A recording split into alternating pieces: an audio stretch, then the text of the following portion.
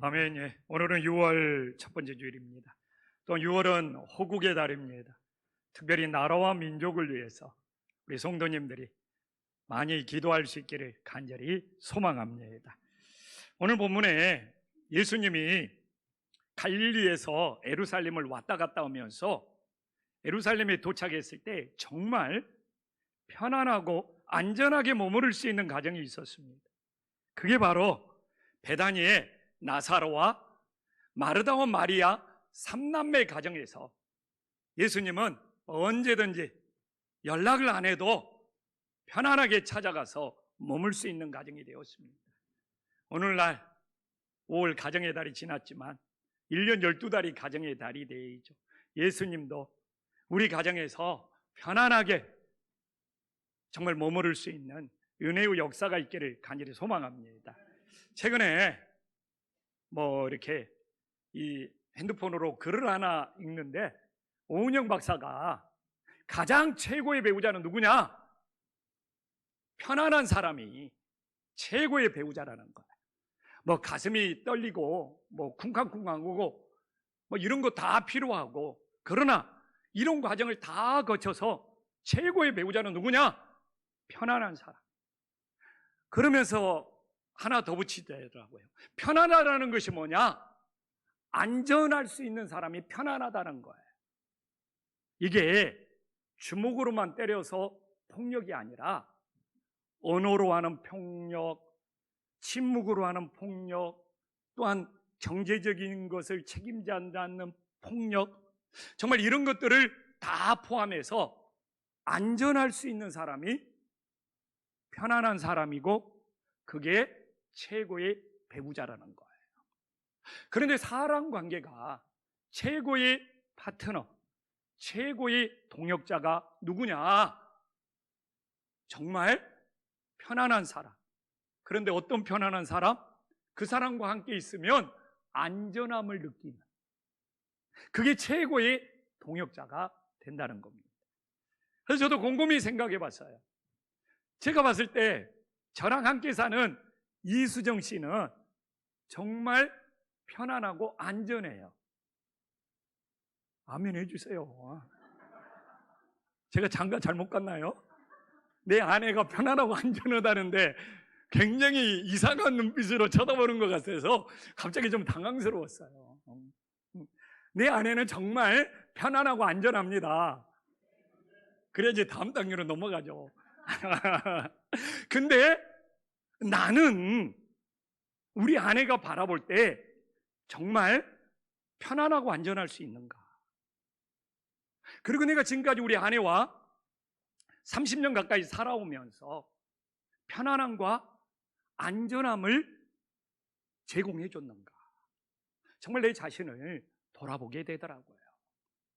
그래서 정말 내가 나와 함께 살고 있는 사람들에게 편안하고 안전함을 제공할 수 있을 때, 주님도 내 안에서, 우리 가정에서 편안하고 안전하게 거할 수 있는 은혜의 역사가 있음을 믿으시기를 간절히 소망합니다. 그리고 옆에 그냥 기분 좋으니까 인사 한번 하고 갈까요?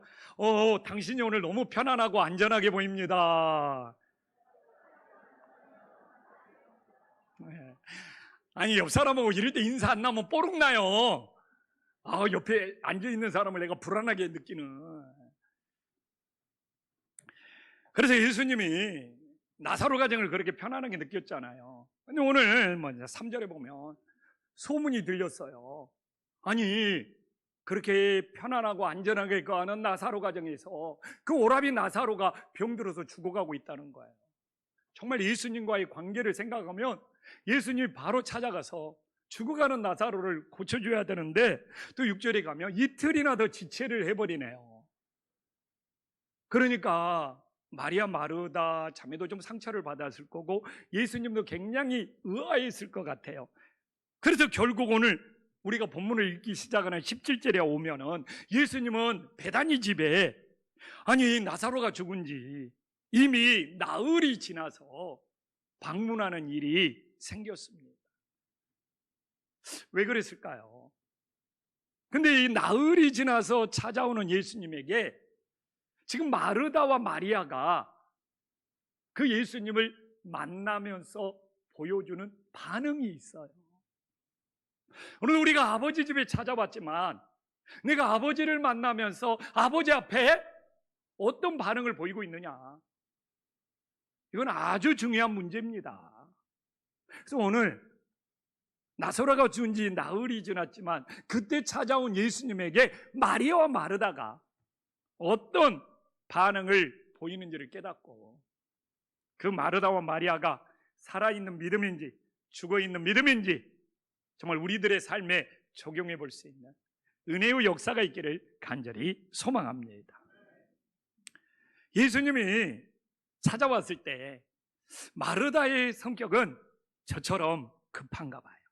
그러니까 20절에 예수님이 찾아온다는 소식만 듣고 마르다는 정말 뛰쳐가서 예수님을 만났어요. 그리고 예수님과 대화를 주고받으면서 22절에 보니까 찾아온 주님에게 이제라도 주께서 무엇이든지 하나님께 구하는 것을 하나님이 주실 줄 아나이다. 우리는 그냥 보면 이 마르다가 굉장히 아름다운 신앙 고백을 하는 것 같지만 여기에 굉장히 실수하고 있습니다. 헬라어를 보거나 킹제임스 버전을 보면 이건 지식적으로 알고 있다는 거예요. 머리로 알고 있다는 겁니다. 근데 여기서뿐만 아니라 또 24절에 가서도 자꾸 마르다는 지식적으로 알고 있다는 그런 신앙 고백들을 계속 하고 있는 걸 보여주고 있어요. 그래서 우리가 머리로만 알고 있는 이 마르다와 같은 지식적인 신앙은 살아있는 믿음이 아니에요. 우리가 주님을 온전히 신뢰하며 믿었을 때 그 신앙이 살아있는 믿음이 될 수 있음을 우리들이 다시 한번 깨달을 수 있기를 간절히 소망합니다. 사실 제가 금년에 들어와서 좀 공부 좀 한다고 공부를 좀 했어요. 신구약 중간사도 열심히 공부하고 초대교회사도 막 열심히 공부하고 유대 전생사도 열심히 공부를 해서 좀 지식적으로 아는 것이 많아졌어요. 근데 이렇게 지식적으로 아는 것이 많으면 내 삶이 변화돼야 되는데 말이 많아지더라고요. 그러고 아마 우리 항성재 목사하고 최웅교 목사가 힘들었을 거예요. 전날 밤에 공부한 거 있으면 신구약 중간사를 공부했으면 그냥 저 항목사 최웅교 목사 딱 불러놓고 막 일장 연설을 하면서 떠들기 시작하는 거예요. 항목사 이거 알아? 이거 알아 하면서. 근데 우리 부목사님들이 착해가지고 얼마나 잘 들어주는지. 근데 이렇게 책으로 습득하는 것은 누군가에게 떠들었을 때 진짜 내 것이 됨을 믿으시기를 간절히 소망합니다. 이건 아멘 안 해도 돼요. 정말 그래요. 그래가지고 막 김철중 선교사가 찾아오고 외부에서 막 손님이 와도 막 내가 책에서 읽었던 것을 떠들어대는 거예요. 그래서 이러면 안 되겠다. 그래서 제가 지금은 좀 말수를 줄이기 위해서 좀 덜 공부를 하고 있어요. 그러니까 확실히 정말 이게 지식을 습득한다는 것이 사람이 변화되는 것이 아니라 말이 많아지더라고요. 그리고 지금은 좀 공부를 덜 해서 우리 항 목사와 최은교 목사가 교회 생활을 할 말할 겁니다. 그런데 정말 제가 목장 예배를 가서도 요새 목장 예배 다니는 것이 너무 좋거든요. 정말 이번 주에도 목장 예배를 가면서 그런 마음을 가졌어요. 내가 더 말을 줄이고 우리 목장 식구들의 이야기를 들어야 되겠구나. 그래서 우리 목장 정말 어떻게 지내는지, 자녀들은 어떻게 크는지 내가 이걸 더 듣는 일에 집중을 해야지. 나는 그냥 설교만 딱 하고 더 많이 들어야 되겠다라는 생각을 가지고 진짜 돌아왔어요. 근데 이게 왜 그러냐면 제가 목회를 하면서 가끔 교회에서 우는 애들을 볼 때가 있거든요. 그러면 막 저는 그 우는 애들을 막 달래주려고 애쓰는데 그럼 딱 울음이 멈춰야지 능력이 종이 되는데 더 울어요. 근데 엄마만 나타나면 진짜 신기하게 엄마만 나타나면 얘가 울음을 멈추고 엄마 품에 편안하고 안전하게 머무는 걸 보면서 이게 비유지만 또 한 번 느끼는 거예요. 지식이 전부가 아니구나. 아니, 돌도 안 지난 아기가 엄마의 학력을 알고, 엄마의 출신을 알고, 엄마의 이름을 알고, 정말 돌도 안 지난 애가 엄마를 지식적으로 얼마나 알고 있느냐 이거예요. 그런데 그 엄마를 신뢰하고, 그 엄마에게 자기 자신을 맡기고, 그 엄마에게 자기 자신을, 정말 그 엄마를 믿으면서 정말 편안하고 안전하게 새근새근 자는 모습을 보면서, 정말 아는 거 중요해요. 저는 앞으로도 더 공부를 많이 해야 되겠죠. 더 깊이 있는 설교를 하기 위해서. 그러나 아는 것도 중요하지만, 정말 이 돌도 안 지난 아이가 엄마를 신뢰하고 엄마를 믿고 그 엄마 안에서 편안하고 안전하게 거하는 걸 보면서, 오늘날 우리의 신앙도 내가 알고 있는 지식이 전부가 아니라 정말 우리 예수님을 신뢰하고 예수님을 믿음으로 예수님 안에서 정말 평안하고 안전하게 거할 수 있는 믿음의 자녀들이 될 수 있기를 간절히 소망합니다.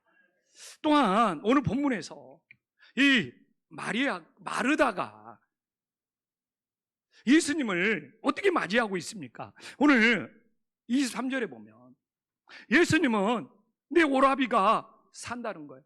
근데 사실 예수님께서는 오늘 산다는 이야기거든요. 지금 나사로를 살리겠다는 이야기거든요. 근데 마르다 봐보십시오. 주님께서는 지금 찾아와서 죽은 지 나흘이 되었지만 지금 당장 그 오라비 나사로를 살리겠다고 말하는데, 오늘 이 마르다의 동문서답을 봐보십시오. 굉장히 맞는 이야기인 것 같은데 예수님의 뜻을 전혀 모르고 마지막 날에 부활 때 다시 살 줄을 여기서도 안다고, 지식적으로 안다고 고백을 하고 있어요. 이게 동문서답의 신앙인 것이죠. 예수님은 오늘 지금 나사로를 살리겠다는 오늘의 믿음, 현재의 믿음, 이게 살아있는 믿음인데, 이 마르다는 앞으로 미래에 주님이 살려줄 거라고 뭔가 정답을 말하는 것 같은데 예수님의 뜻과 전혀 맞지 않는 이 동문서답의 신앙을 마르다는 우리에게 보여주고 있어요. 그래서 오늘도 우리의 신앙이 앞으로 무엇을 할 거다는 미래의 신앙이 아니라 오늘 주님과 함께 동행하면서 주님의 인도함을 받는 오늘의 신앙, 살아있는 믿음이 될 수 있기를 간절히 소망합니다. 그래서 예수님이 제자들에게 제일 열심히 가르친 것이 뭐냐 이거예요. 누가복음 9장 23절에 보면 아무든지 나를 따라오거든 자기를 부인하고 과거도 아니고 미래도 아니고 날마다 제 십자가를 지고 나를 쫓을 것이라고 하지 않습니까? 근데 여기서도 봐보십시오. 과거에 우리 장로님들 교회 열심히 섬기고 고생 많이 했으니까, 과거에 십자가 많이 짊어졌으니까 오늘은 지금은 십자가 안 짊어져도 됩니다, 이야기가 아니잖아요. 아유, 오늘은 바쁘고 그러니까 앞으로 미래에 십자가를 짊어지십시오, 이야기도 아니잖아요. 정말 날마다 하나님이 나에게 맡겨주신 오늘의 십자가가 무엇인지, 정말 나는 하나님 앞에서 어떤 십자가를 지고 살아가고 있는지, 이 날마다의 믿음의 신앙이 중요하다는 거 아닙니까?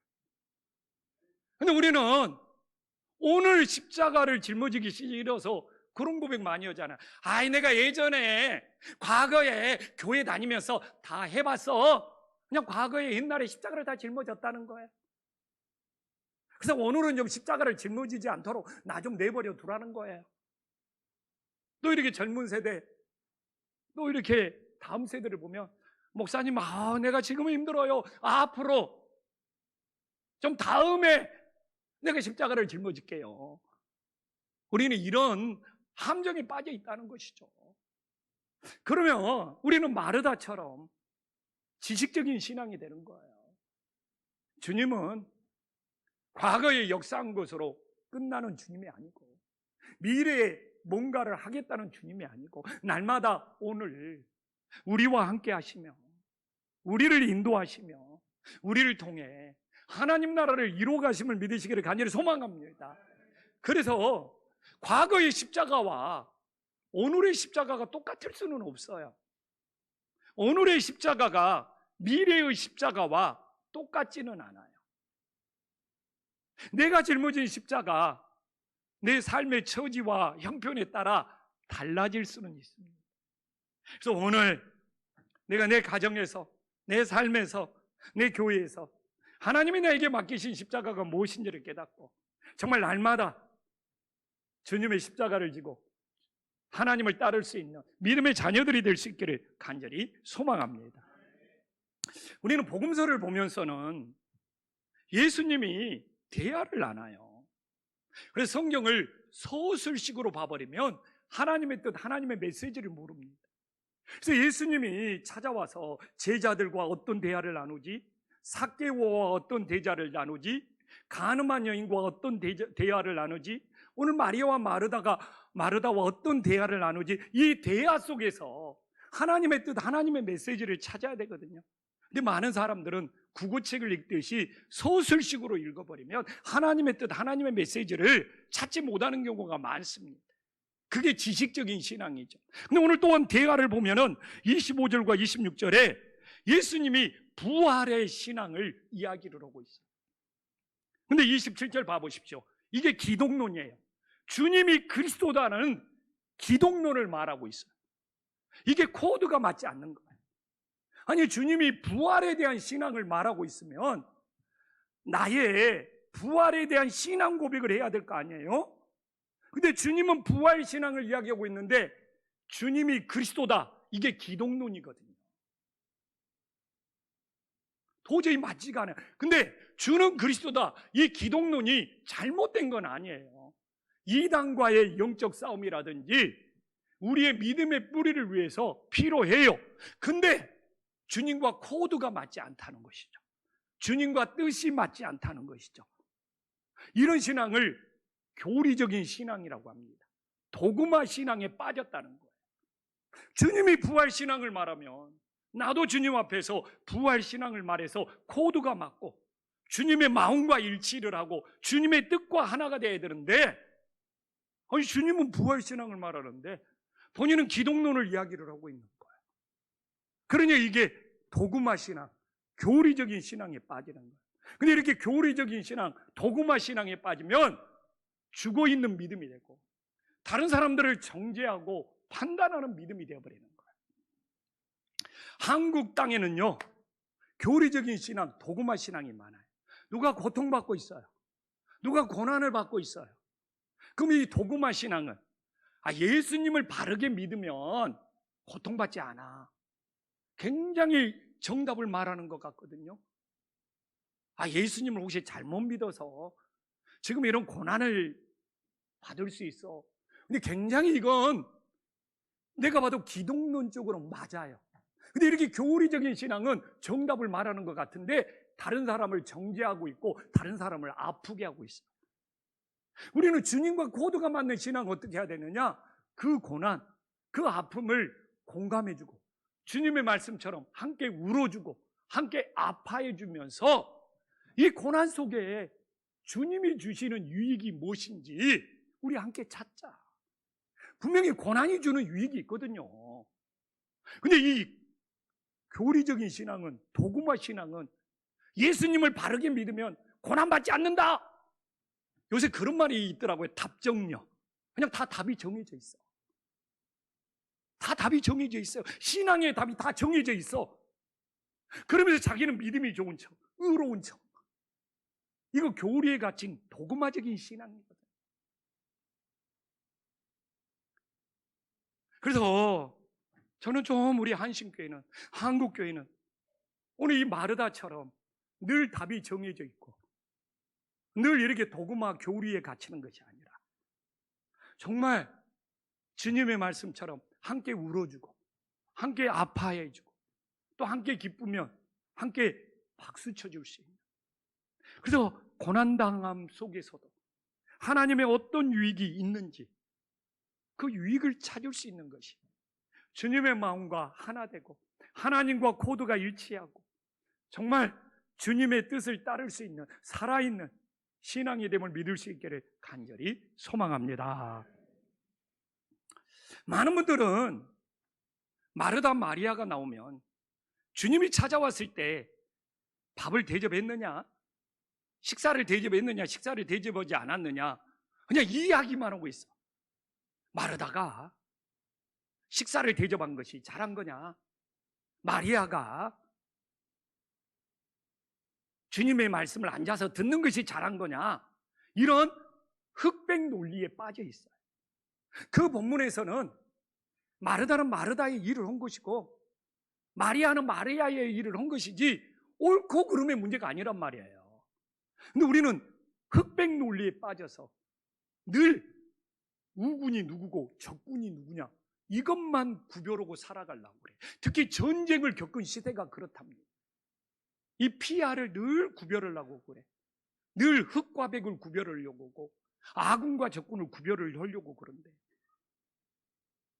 그러니까 이런 사고에 벗어나지 못하면 늘 부딪히고 충돌하고 갈등을 일으킬 수밖에 없죠.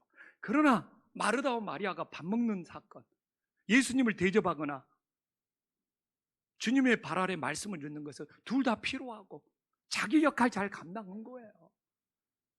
그래서 누가 잘했냐 누가 못했냐 아군과 적군을 가르는 것이 아니라 각자의 역할대로 주님의 사명을 잘 감당했구나, 좀 이렇게 바라볼 수 있는 신앙의 눈이 열리기를 간절히 소망합니다. 근데 오늘 본문에서 오히려 마리아와 마르다의 신앙에 차이가 나오고 있어요. 오늘 본문에서 오히려 자, 첫 번째 어떤 차이가 있습니까? 27절과 28절에 보면 마르다는 오락가락하는 신앙이에요. 주님을 그리스도라고 주여 주여 부르고 신앙 고백을 하는데 또 생활 속에서는 예수님을 선생님이라고 해버려. 어쩔 때는 주여라고 했다가 교리적으로 주여라고 했다가, 그러나 생활에서 지나면서 마리아한테는 야 선생님이 찾아왔다. 이게 오락가락, 어떤 신앙 고백과 삶이 일치하지 않는 거거든요. 근데 제가 이야기했지만 우리가 교리적으로 고백하는 것과 삶이 일치하지 않으면 주님의 능력은 나타나지 않는 거예요. 더 많은 사람이 왜 나에게는 주님의 능력이 나타나지 않습니까? 주여 주여 자기가 부르는 것과 신앙 속에서 생활 속에서 만나는 주님이 일치하지가 않아. 이게 대표적으로 말합니다. 어쩔 때는 선생, 어쩔 때는 주여, 그냥 자기 감정에 따라 오락가락하는 거예요. 그래서 내 감정에 따라 어쩔 때는 주여, 어쩔 때는 선생, 이 고백과 삶이 정말 일치하지 않아서 주님의 능력이 나타나지 않는 그런 죽은 신앙이 되지 않기를 간절히 소망합니다. 그러면 우리가 마리아를 봐봅시다. 마리아는 11장 32절에 예수님을 주님이라고 고백하고 있습니다. 근데 이 주님이라고 고백하는 것에 대해서 자기 삶에서 책임을 지고 있어. 12장 3절 봐보십시오. 바로 자기가 한평생 정말 결혼 지창금으로 모았던 그 값비싼 향후를 예수님 장례를 위해서 발 아래 붓고 자기 머리털로 닦는 최고의 헌신을 보여주는 거 아닙니까? 언니 마르다는 선생이라고 했다가 주여라고 했다가 오락가락 감정에 휘둘리는 신앙이었다면 이 마리아는 내가 예수를 주님이라고 고백했기 때문에 정말 자신의 가장 좋은 것으로 헌신하고 싶은, 이렇게 신앙 고백과 삶이 하나로 일치할 때 하나님의 능력이 나타나고 하나님이 일하시기 시작하는 놀라운 은혜의 역사가 있기를 간절히 소망합니다. 그래서 우리의 신앙에 어떤 함정이 있는지, 오늘도 우리가 교회에 와서 주여 부르면서 찬양도 하고 기도도 할 수 있어요. 그러나 내 생활 속에서 마르다처럼 교회에서만 주님이고 내 생활에서는 그냥 선생에 불과한, 아니면 마리아처럼 교회에서 고백했던 주님이 내 생활 속에서 최고의 헌신의 대상인지, 그래서 우리의 믿음이 다 살아있는 믿음이 될 수 있기를 간절히 소망합니다. 근데 오늘 두 사람의 섬기는 태도를 보더라도 마르다와 마리아의 신앙의 차이가 나오고 있어요. 21절에 봐보십시오. 마르다는 뭐가 급한지 예수님을 만나자마자 질문을 던지고 있어요. 근데 마리아는 예수님 발 아래 엎드려 먼저 경배하는. 근데 봐보세요. 질문의 내용은 똑같아요. 차이가 나지 않아. 근데 만났을 때 그냥 자기 마음이 급해가지고 자기 질문을 먼저 쏟아내는 마르다와, 아무리 자기가 질문할 것이 있어도 이 마리아는 예수님 발 아래 엎드려 먼저 경배를 한 다음에 자기 궁금한 것을 질문하는 거. 정말 우리가 입장을 바꿔놓고 내가 주님이라면 그냥 자기가 급해서, 자기가 의심스러운 것, 궁금해서 먼저 물어본 사람하고 정말 내 발 앞에서 엎드려 경배하면서 예수님을 존중한 다음에 그 다음에 물어보는 거예요. 같은 질문이라고 똑같으냐 이거죠.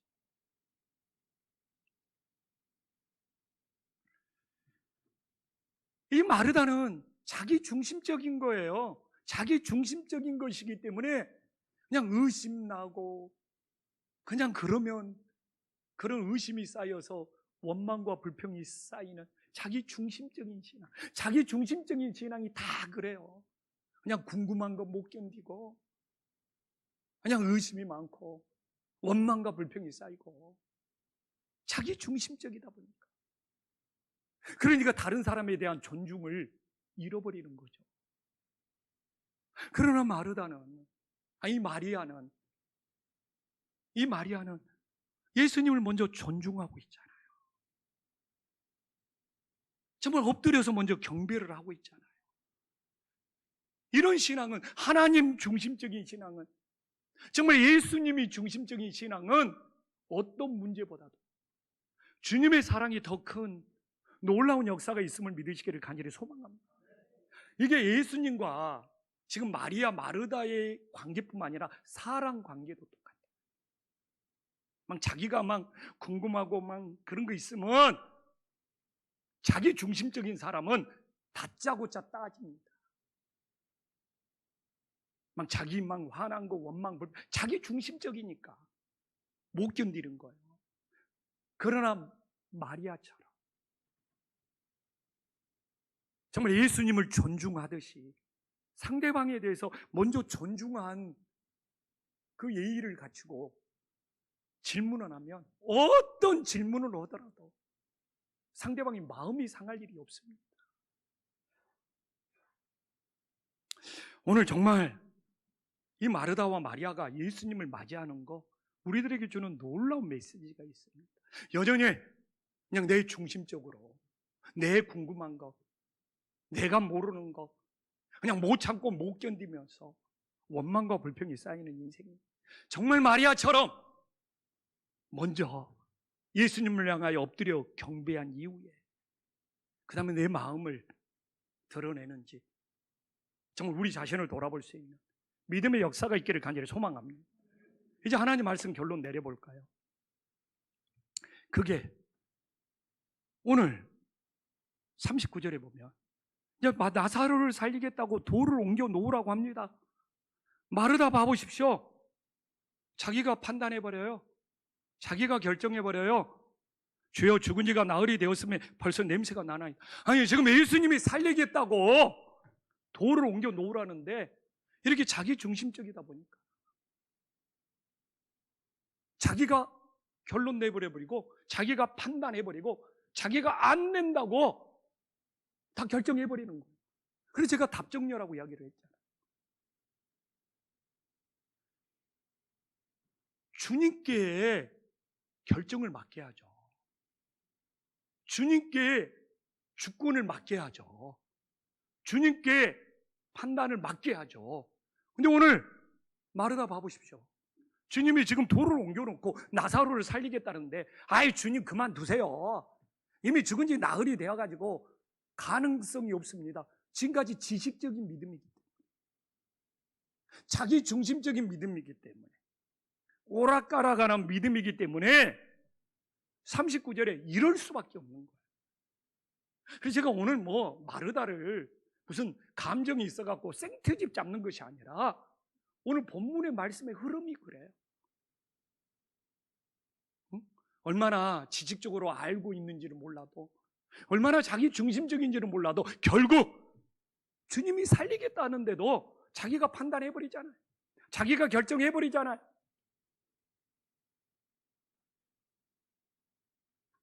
그래서 오늘도 나는 그런 신앙의 습성이 아닌가. 교회에서도 가정에서도 그냥 내가 다 결정해버리고 내가 다 판단해버리고 내 그냥 주장대로 안 따라주면 속이 상하고 화나는 인생은 아니지. 이건 인생의 주권을 자기 자신이 가지고 있다는 거거든요. 정말 인생의 주권을 하나님께 맡길 수 있는 놀라운 역사가 있기를 간절히 소망합니다. 그래서 오늘 본문에서 제일 중요한 구절이 한 구절 나옵니다. 오늘 45절에 보면 이 고백이 놀라운 거예요. 함께 한번 읽어보겠습니다. 시작. 마리아에게 와서 예수께서 하신 일을 본 많은 유대인들이 그를 믿었다고 합니다. 지금 분명히 예수님은 마르다와 마리아를 찾아왔어요. 그래가지고 죽은 나사로가 살아났어요. 근데 누구도 마르다를 보고 마르다에게 예수님이 이 일을 하셨다, 마르다의 기도를 듣고 오라비 나사로가 살아났다, 그래서 마르다 때문에 나는 예수님을 믿는다고 하는 사람이 한 명도 없는 거예요. 아니 어떻게 마르다와 마리아 자매를 찾아왔는데 나사로를 살리는 일이 마리아에게 하신 일이 되고 그 마리아를 통하여 예수님을 믿는 사람이 나타난다는 것은 우리가 이 요한복음 11장을 보면서 이거 놓치면 요한복음 11장 제대로 못 본 거예요. 이렇게 자기가 결정하고 자기가 판단하고 자기가 다 결론 내리고 이런 사람에게는 주님이 함께 일할 수 없다는 것을 보여주는 것이고, 이렇게 마리아처럼 판단을, 선택을, 결정을 주님께 맡기는 인생은 주님이 그 사람을 통하여 일하고 계시는 놀라운 역사가 있음을 믿으시기를 간절히 소망합니다.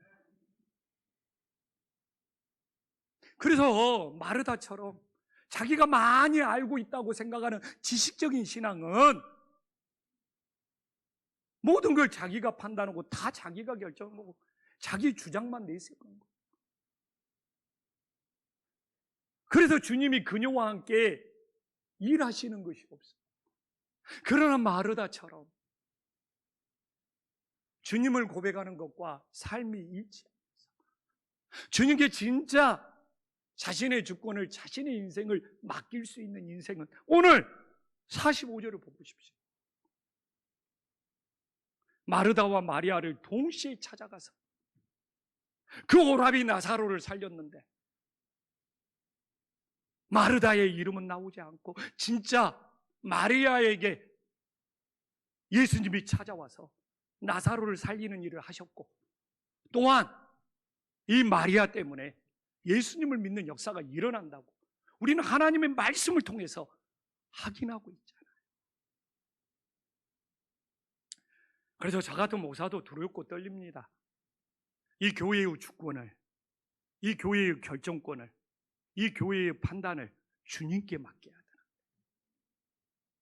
마르다처럼 내가 좀 안다고 내가 판단하고 내가 결정하고 내 주장을 내세우는 어리석음은 없는지 진짜 돌아봐야 되지 않겠습니까? 그러면 주님이 나를 통해서 일하시는 것이 없어요. 나와 함께 역사하시는 것이 없어요. 정말 우리 모두 6월을 시작하면서 정말 마리아처럼 내 결정, 내 주권, 내 판단 주님께 맡겨서 주님은 정말 나를 통해서 일하시는 6월 한 달이 될 수 있기를 간절히 소망합니다.